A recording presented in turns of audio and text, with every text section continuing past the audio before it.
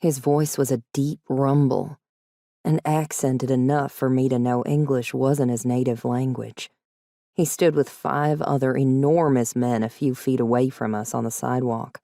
A large, dark vehicle pulled away from the curb, so I surmised they'd just been dropped off, right into my drama with Dylan. I hadn't heard them approach, and now my ears burned as tears threatened. As if this moment wasn't humiliating enough, it was being witnessed by strangers. At least they were strangers and not my classmates who'd whispered behind their hands after Dylan dumped me. "Nice uppercut, Fists," the man who'd spoken before said to me, throwing me a chin lift. "Good form, though I recommend putting more shoulder into it next time." He stepped forward enough that I could make out the icy glint of his pale blue eyes. "You're—" Dylan gaped. "You're—" "About to finish what the lady started if you don't get out of here," Mr. Tall, Icy, and Dangerous rumbled. "This is between Ida and me," Dylan insisted. Another of the large men stepped forward. Good gracious. My brother Amos played linebacker for UT, but these guys had him beat by 4 or 5 inches in height, and nearly as many in breadth. "The lady said to get lost," Hulk 2 said.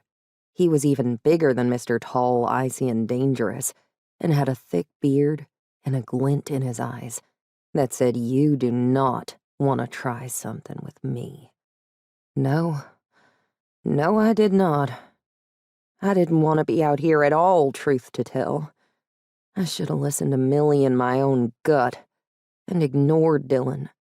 "She'll get over it," Dylan said with the confidence I used to find endearing and now found teeth-grindingly annoying. "As soon as she remembers I'm her best option, she'll—" "I'm right here, butthole. And the only thing I'm remembering is that you're the worst decision of my life." Yes, the army of muscular men, who seemed to be on my side, made me braver than I would have otherwise been.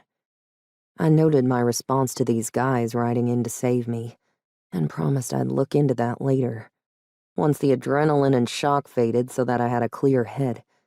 I'd also need to analyze why it had taken me so long to cut Dylan from my life, but I suspected it had to do with the abrupt ending of our years together, and my need for closure.